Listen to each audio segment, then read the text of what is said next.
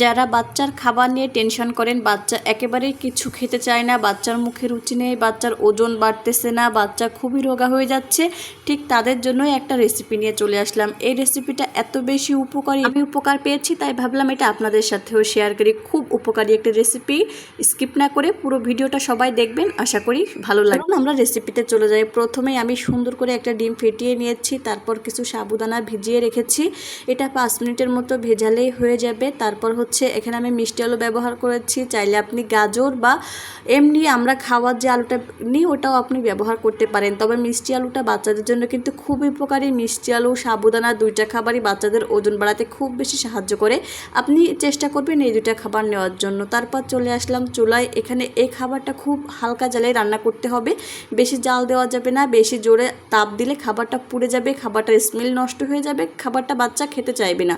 ঠিক আমি যেভাবে বলেছি এই একই প্রসেসে তৈরি করবেন, দেখবেন একেবারে আপনার বাচ্চা খুব বেশি পছন্দ করবে।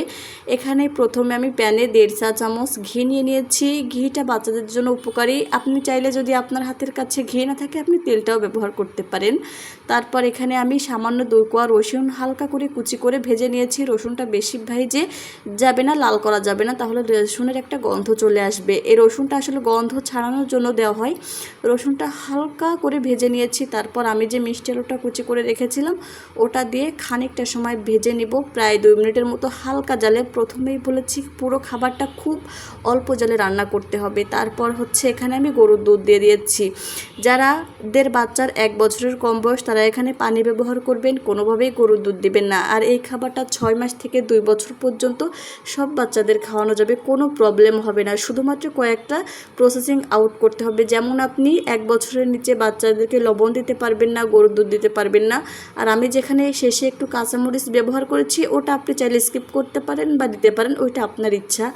তারপর হচ্ছে আমি এখানে দুধ চা দিয়ে সামান্য 5 মিনিটের মতো জাল করেছি। করার পর আমি যে সাবুদানাটা ভিজিয়ে রেখেছিলাম সেটা এখানে অ্যাড করে দিয়েছি। দেওয়ার পর এটা খুব সুন্দর করে নাড়তে হবে যেন কোনোভাবেই নিচে থেকে লেগে না যায়।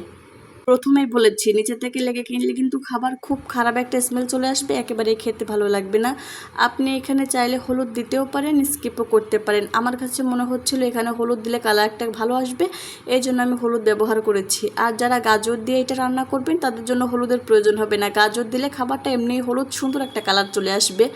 আশা করছি গাজর দিয়ে একটা রেসিপি আপনাদের সাথে শেয়ার করব। এখানে আমি হলুদ দিয়েও খানিকটা সময় ঢেকে রাখবো। আলুটা সাবুদানাটা পুরো যখন ফুটে যাবে তখন আমি এখানে ডিমটা দেব। এখানে ডিমটা দিয়ে ননস্টপ নাড়াতে হবে, কোনোভাবেই যেন লেগে না যায়। এটা খুব অল্প আঁচে রান্না করতে হবে, সময় নিয়ে ধীরে ধীরে।